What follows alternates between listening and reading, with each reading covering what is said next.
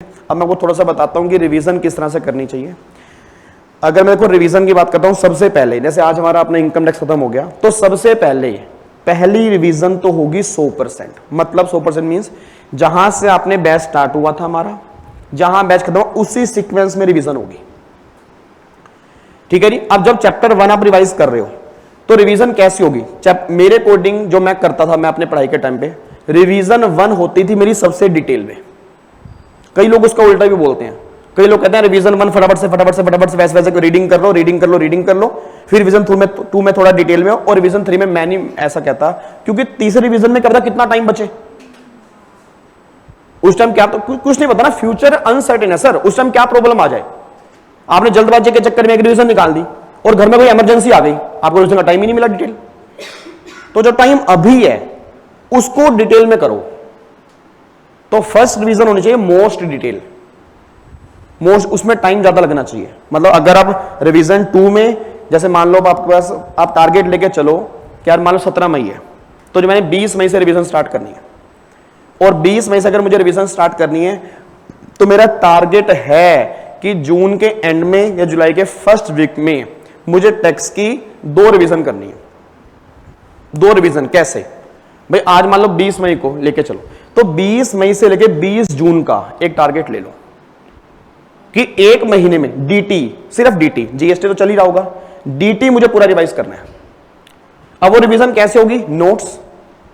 Notes पढ़ोगे, उसमें class में क्वेश्चंस भी कराए हुए हैं, वो क्वेश्चन तो हो गए होंगे, साथ में मॉड्यूल लेके बैठ जाओ चैप्टर 1, उसमें जहां जहां क्वेश्चंस आते हैं साथ साथ सोल्व करते रहो तुरंत। मतलब चैप्टर 1 पूरा पैक कैसे करना है, नोट्स, उसके जो क्वेश्चंस हैं, और मॉड्यूल के चैप्टर 1 में जो क्वेश्चंस हैं उसके क्वेश्चन है उसके लास्ट में भी दिए होते हैं मॉड्यूल में, जैसे टेस्ट योर नॉलेज करके, सारे क्वेश्चन, सारे 100%, चाहे वो थ्योरी क्यों ना हो, थ्योरी क्वेश्चन भी क्यों ना हो। ये नहीं चल थ्योरी बाद में कुछ नहीं जी, बाद में कुछ नहीं, बाद में टाइम नहीं मिलेगा, ठीक है। और रिवीजन 1 जब भी हम करते हैं तो हमें किसी कॉन्सेप्ट में दिक्कत आती है, मान लो क्वेश्चन सोल्व करने लगे, दिक्कत आपको पता लगे यार ये दिक्कत, उसको मार्क कर लो तुरंत। रिवीजन 2 में वो डिटेल में पढ़ना आपने, क्योंकि एक बात बताओ, एक क्वेश्चन है वो पहली रिवीजन में हो गया, दूसरी रिवीजन में इसमें टाइम लगाना क्यों है? जो पहली में हो गया वो सेकंड में भी हो जाएगा। जो पहली में दिक्कत करता वो सेकंड में करो, क्योंकि एग्जाम में वो इंपॉर्टेंट है। जो आपसे नहीं हो रहा वो कई बच्चों से नहीं हो रहा, और बच्चे उसको इग्नोर कर जाते हैं। सिंपल सी बात है सर, मैं से बता रहा हूं, कई बच्चे हार्डवर्क में लगे हुए हैं। हार्डवर्क, लोग कहते हैं हार्डवर्क इज ए की ऑफ सक्सेस, मैं कहता हूं हार्डवर्क इज ए की of failure. Hard work and smart work is a की ऑफ सक्सेस। सर बच्चे पूछते हैं सर 12 घंटे पढ़ लिए बहुत है, कितने घंटे पढ़ना चाहिए सर? अगर हमें निकालने कितने घंटे पढ़ना चाहिए? क्या मतलब है भाई? पढ़ना कैसे चाहिए मतलब ये है कि आप अगर 6 घंटे पढ़ने के लिए बैठे तो आप 6 घंटे कैसे पढ़े, कितना पढ़े, कोई रूल नहीं है। एग्जामिनर ने कोई लिस्ट नहीं बना रखी, अच्छा 18 घंटे पढ़ा है तो पास कर देंगे इसको भाई। उसको नहीं पता कोई कितने घंटे पढ़ा। 2 घंटे पढ़ने वाले पास हो जाते हैं, बट 2 घंटे जो पढ़ते हैं वो 2 घंटे ऐसे पढ़ते हैं, ना तो कोई फोन है ना कुछ है, सिर्फ 2 घंटे दिमाग। हाँ आप पढ़ने के लिए बैठते हो, पढ़ने के लिए बैठोगे, टैक्स दिमाग में चलोगे, अकाउंट्स लो चल रही होगी, कभी लो की बुक ऐसे बाहर निकालोगे, अंदर घुसा दोगे, टैक्स निकालोगे, ये बस यही करते जा रहे हो। ऐसे बुक्स बनाएगा अंदर, ये करते जा रहे हो बस। फिर 1 घंटा हो गया, चल अब थक गए यार, बुकें निकाल के थक गए, अब थोड़ी देर रेस्ट कर लेते हैं जी बस। रीजन आपका टाइम टेबल ही बना नहीं हुआ। टाइम टेबल बनाना जरूरी है, क्योंकि देखो धीरे धीरे बैचेस सब खत्म हो रहे हैं, आपका टाइम टेबल बहुत जरूरी है। छोटी छोटी बातें आपको अपनानी पड़ेगी। डायरी आपका हमेशा होनी चाहिए, to do list daily base पे। क्या अगर मैं सुबह 7 बजे उठा या 7 बजे उठी तो पूरे दिन में मुझे क्या करना है, मैं डेली सुबह बनाता हूं। मेरा टाइम टेबल, डेली का टाइम टेबल फिक्स है मेरा, डेली का। हाँ बीच में अगर एक आधा दिन डिस्टर्ब हो जाए तो हो जाए, नहीं तो फिक्स है कि अगर मैं सुबह 5:30 उठ रहा हूं तो 5:30 बजे मेरा जहां सोता हूं उसके साथ में डायरी पड़ी है, उठते ही डायरी ले लूंगा और टू डू लिस्ट सुबह की यार मेरी ये है जी भाई, ये सही है, ये रिवीजन क्लास है, फिर आपकी क्लास है, उसके बाद ये करूंगा, उसकी ये करूंगा, पूरी रात 11 साढ़े 11 बजे तक की लिस्ट तैयार है। उससे पता क्या टारगेट मिल जाता है कि यार ये काम मुझे पूरा करना है आज। और फिर जब रात को सोने के लिए जाओ तो देख लो क्या काम रह गया। तो अगर काम पूरे होते हैं ना तो खुद ही रात को फिर नींद भी अच्छी आता है, चलो भाई आज सेटिस्फेक्शन सोएंगे, आज पूरा काम किया। टेंशन नहीं होती आपको, ये कि फिर अगले दिन उसको आपको इंप्रूवमेंट का मौका मिलता है। नहीं तो आप अगर लिखोगे ही नहीं तो इंप्रूवमेंट अपने अंदर क्या करोगे? फिर तो कुछ बच्चे ऐसे हैं सर, एक्सक्यूज देने में महान है वो, एक्सक्यूज देने में 100%।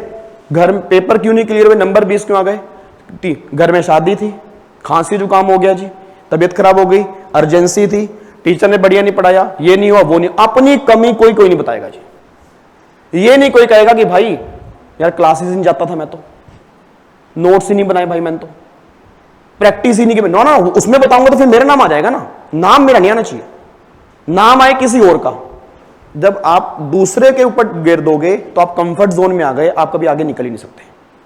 मैं कह रहा हूं गलती आपकी ना भी हो तो भी आप ही मानो कि गलती मेरी है, तभी तो इंप्रूवमेंट की चीज है ना, तभी तो इंप्रूवमेंट होगी, नहीं तो इंप्रूव कैसे करोगे आप? तो ऑलवेज बस ये करके चलो कि मुझे अपने आप से कंपीट करना है, कोई कितना पढ़ रहा है ऐसे ऐसे गिरा के दुनियादारी। आप अगर अपने आप सेटिस्फाइड हो देन ओके है। आप दुनिया को देख के चलोगे फिर आप आगे कभी नहीं बढ़ सकते, सिंपल सी बात है ये जी। तो पहली रिवीजन तो ऐसे पूरी ड्रिल।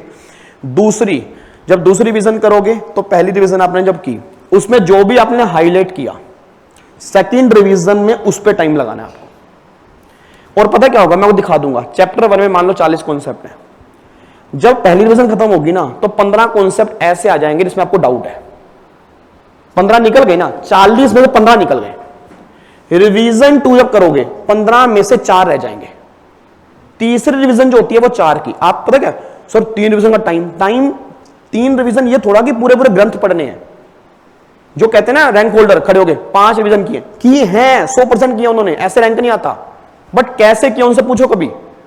5वीं रिवीजन वैसी नहीं हुई जो जैसी पहली हुई थी।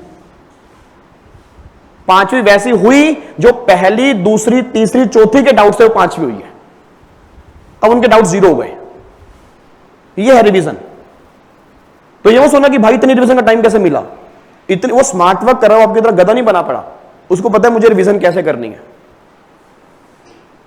तो चीजें हाईलाइट करके चलो कि कहां कहां दिक्कत आ रही है। हाथ में एक हाईलाइटर हमेशा रखो, तुरंत तुरंत तुरंत, क्योंकि कई बार कहते हैं दिमाग में हम सोचते हैं वो फिर बाद में भूल जाते हैं।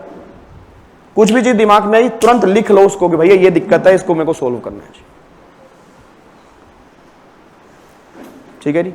और फिर तीसरी रिवीजन मैंने आपको बता दिया, तो रिवीजन 2 में दिक्कत आएगी तो ना 20 1-2 दिन अपना चलो जीएसटी में, अभी 17 तारीख है, कल से हमारा जीएसटी स्टार्ट होगा, तो 1-2 दिन बीच में भी ले लो। मतलब 20 तारीख से अपना टारगेट लेके चलो कि अपना मुझे डेली 2 घंटे या 1.5 घंटा या 1 घंटा इनकम टैक्स को देना है। 1 घंटा तो कम से कम है, बाकी आपके ऊपर है। मैं आपसे 1 घंटा मांग के जरूर चलूंगा। रीजन क्योंकि डीटी ही ऐसा है, इनकम टैक्स ऐसा है जो आपका स्कोर लेकर आएगा और लोगों को फेल भी करवाएगा।